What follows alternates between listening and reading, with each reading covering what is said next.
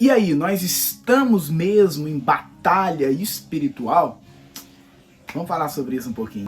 Com toda certeza, você já ouviu falar acerca dos movimentos, livros, literaturas, palestras, seminários, treinamentos sobre batalha espiritual. O movimento se tornou extremamente comum e popular dentro dos arraiais evangélicos no Brasil. Mas se a gente pudesse definir esse movimento de batalha espiritual, a gente poderia dizer que o movimento de batalha espiritual ele é caracterizado por uma ênfase dada a Satanás e a poderes demoníacos. E esse movimento ele ensina que o indivíduo, que o cristão, que a pessoa, ela é capaz de aprender algumas técnicas, por assim dizer, para que ela possa identificar os demônios que afligem determinada área ou estágio da vida, para que, identificando esses demônios, ela entre em combate contra esses demônios. Se ela não entrar em combate usando e aderindo às técnicas da batalha espiritual contra esses demônios, ela corre o risco de perder essa batalha espiritual que está sendo travada, por assim dizer. Mas de onde é que vem essa ideia e qual é a origem desse movimento de batalha espiritual? Seria extremamente oportuno a gente, antes de aderir a esse movimento de batalha espiritual para os nossos campos evangélicos, para o nosso meio eclesiástico, a gente buscar saber um pouco mais acerca da origem desse movimento antes de concluir que ele é bíblico e extremamente importante para a nossa vida. Assim como a gente deveria fazer com todos os outros temas que ganham popularidade aí no meio evangélico, que por vezes a gente adere sem de fato saber a origem de tais movimentos. Então, as ideias que deram origem a esse movimento chamado batalha espiritual já eram conhecidas em meados de 1956, 1960, por meio de algumas literaturas. É claro que a gente está falando de um período onde nem se tinha de fato dado o nome desse movimento de batalha espiritual, mas costumes que vão dar origem a esse movimento, eles já eram conhecidos nesse período, ainda que em pequena proporção. Assim como todo movimento ganha proporção sendo pequeno e se tornando muito grande. E é isso que aconteceu depois de meados de 1960, com uma aceitação praticamente mundial por conta da proliferação de muitas literaturas incentivando esses tipos de técnicas e costumes. Esse movimento ele se espalhou pelo mundo inteiro. Os carismáticos foram os primeiros, por assim dizer, a defender e assumir para si essa perspectiva da batalha espiritual. Os pentecostais, o movimento pentecostal, de certo modo, ajudou esse movimento da batalha espiritual avançar, não só aderindo esse movimento e o defendendo inúmeras vezes em inúmeros campos eclesiásticos pentecostais, por conta da ênfase exagerada que é dada na expulsão e na atuação de demônios. É claro, abrindo um parênteses aqui, de forma alguma nós estamos e estou negando que pessoas podem ser possessas por demônio. Mas não podemos negar que no movimento pentecostal, às vezes de forma exagerada, essa ênfase é dada a essa expulsão e atuação de demônios, o que de fato abre uma porta muito grande para esses movimentos de batalha espiritual ganharem espaço dentro desse campo evangélico, dentro desse campo eclesiástico, que é abraçado sim em grande ênfase e defendido até hoje pelo meio pentecostal, por assim dizer.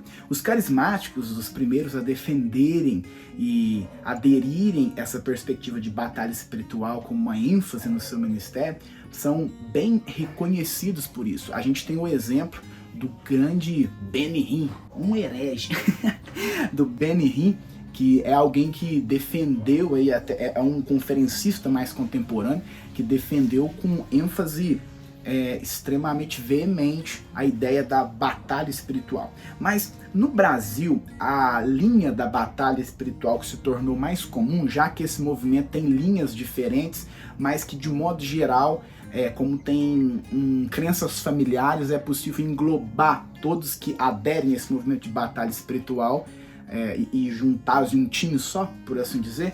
Mas no Brasil, a linha de batalha espiritual que ganhou maior popularidade, ela foi identificada por causa de um homem chamado Peter Wagner. Peter Wagner foi um professor de um seminário americano e propagou esse tipo de ideia. É por causa do Peter Wagner que, por exemplo, a gente vai ter entre o meio evangélico no Brasil a ideia sobre os espíritos territoriais, que alega que certos demônios eles se mantêm em determinadas regiões geográficas, por assim dizer. O Peter Wagner até escreveu sobre isso, tem literatura dele acerca disso, acerca de espíritos territoriais. No Brasil, isso vai ficar muito comum por uma aluna que veio do autor Peter Wagner. Ele estudou com Peter Wagner e proliferou ideias parecidas no Brasil. Neuza Itioca, ela lançou um livro, a sua tese de doutorado significa Deuses, que tem pelo título Deuses da Umbanda. Pode dar uma pesquisada aí, vou colocar a capinha desse livro aqui.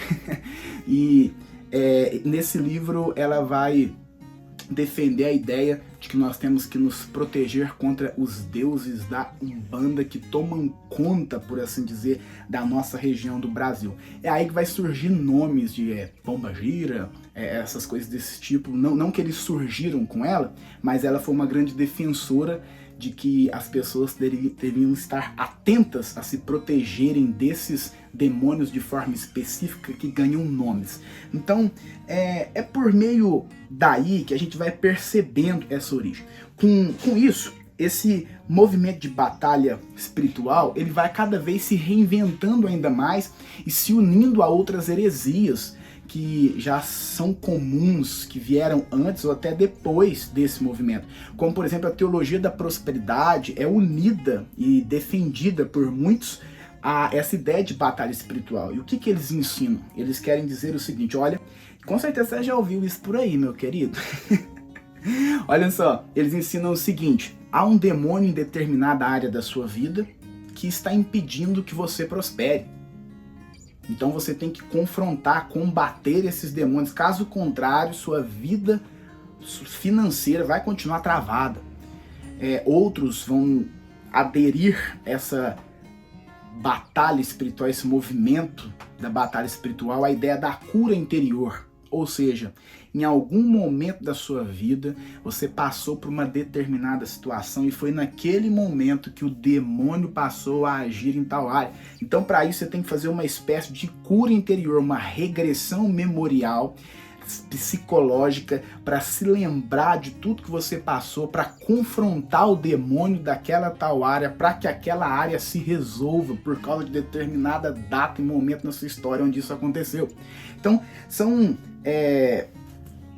esse tipo de ensino que vai ganhando corpo e se reinventando para plantar heresias. Mas será que de fato a gente tem que entrar em uma batalha espiritual contra esses demônios e contra Satanás? O que a Bíblia vai dizer acerca disso? Primeiro, a gente tem que deixar bem claro que, com certeza, de fato, nós estamos em uma batalha espiritual.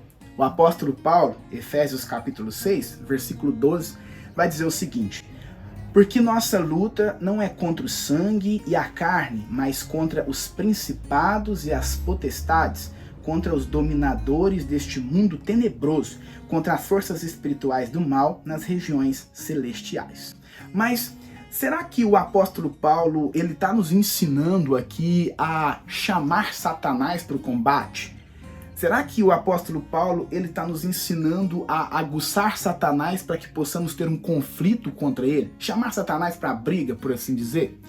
Não é isso que o apóstolo Paulo está nos ensinando. Até porque o mesmo apóstolo Paulo não considera que Satanás ele tenha a capacidade de batalhar conosco ao ponto de que a gente não soubesse o final dessa batalha, dessa história, como se esse combate não estivesse definido. Foi ele mesmo, em Romanos capítulo 8, versículo 37, que disse o seguinte: Em todas estas coisas, porém, somos mais que vencedores, por meio daquele que nos amou. Ou seja, o próprio apóstolo Paulo, ele está deixando claro que, por causa de Cristo e com Cristo, e suficientemente Cristo é para nos fazer vencedores. Cristo é suficiente para nos fazer vencedores em meio a essa batalha que existe. E mais, é bem verdade que o mesmo apóstolo Paulo vai dizer que nós já vencemos, e o texto de Romanos que acabamos de ler afirma isso, nós já vencemos o inimigo, nós já vencemos Satanás. Ele diz e deixa isso claro ainda mais explícito em Colossenses capítulo 2, versículo 15, onde ele vai dizer assim, ó, e despojando os principados e as potestades publicamente, os expôs ao desprezo, triunfando sobre eles na cruz. Nós não precisamos de técnicas para aprender a confrontar Satanás. Nós não precisamos de seminários para aprender a confrontar Satanás. Nós não precisamos identificar em qual momento na nossa vida Satanás passou a nos afligir supostamente, já que a cruz é suficiente para desprezar, derrotar e derrubar qualquer ideia e tentativa que Satanás teve acerca da nossa vida. Cristo é suficiente. Na primeira carta de Pedro, no capítulo 5, versículo 8, ele vai nos ensinar o seguinte, dizendo, ó, sejam sóbrios e vigilantes, o inimigo de vocês, o diabo anda em derredor, como leão que ruge, procurando alguém para devorar. O apóstolo Pedro não está nos ensinando a atacar Satanás. O apóstolo Pedro não está nos ensinando a chamar Satanás para o combate. O apóstolo Pedro está nos advertindo a sermos vigilantes e sóbrios. Apenas isso. Essa é a melhor forma de vencer o diabo. Conforme a Bíblia não é identificando aonde o diabo e o demônio está, conforme esses movimentos de batalha espiritual nos ensinam. Mas, conforme o que a Bíblia diz, é se sujeitar a Deus, considerar Deus como suficiente, já é o bastante para que possamos ter a certeza de que Satanás não terá poder sobre a nossa vida. Tiago capítulo 4, versículo 7 vai dizer isso explicitamente. Portanto, sujeitem-se a Deus, mas resistam ao diabo, e ele fugirá de vocês. E mais, não é? Quando a gente olha para o próprio Senhor Jesus, a gente vai perceber que os poderes do inferno, eles sabem quem habita dentro de nós. Eles sabem que o que está em nós é maior do que aquilo que está no mundo, conforme o apóstolo João disse na sua carta no capítulo 4. Olha o relato que há em Mateus capítulo 28, capítulo 8, versículo 28 ao 30, que diz assim: quando Jesus chegou a outra margem, a terra dos Gadarenos, 2 endemoniados foram ao seu encontro, saindo dentre os túmulos. Eles eram então furiosos e que ninguém podia passar por aquele caminho. E eis que gritaram: o que você quer conosco, filho de Deus? Você veio aqui nos atormentar antes do tempo? Eles, de fato, sabiam quem habitava em Jesus, quem era Jesus. Jesus habita em nós, Deus habita em nós, o Espírito Santo habita em nós.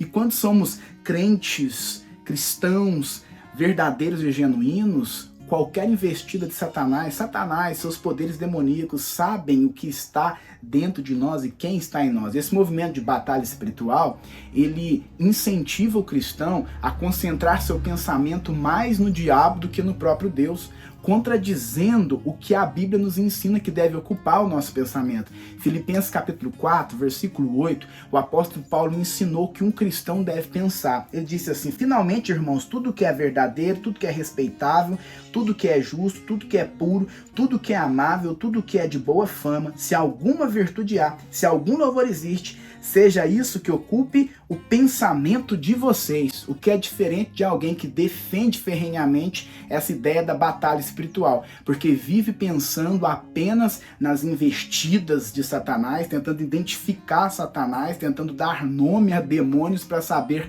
o que está acontecendo com a sua vida. Meu querido ouvinte, minha querida ouvinte, meu querido telespectador do canal Teologia para Todos, entenda isso.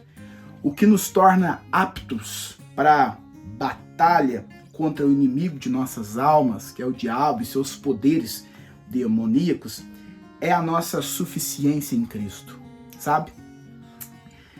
Temos a própria promessa feita por Deus da absoluta segurança em Cristo que temos. Isso basta, isso é suficiente. Foi o que o apóstolo Paulo disse em Romanos capítulo 8, no versículo 38 e 39. Porque eu estou bem certo de que nem a morte, nem a vida, nem os anjos, nem os principados, nem as coisas do presente, nem do porvir, nem os poderes, nem a altura, nem a profundidade, nem qualquer outra criatura poderá nos separar do amor de Deus, que está em Cristo Jesus, nosso Senhor.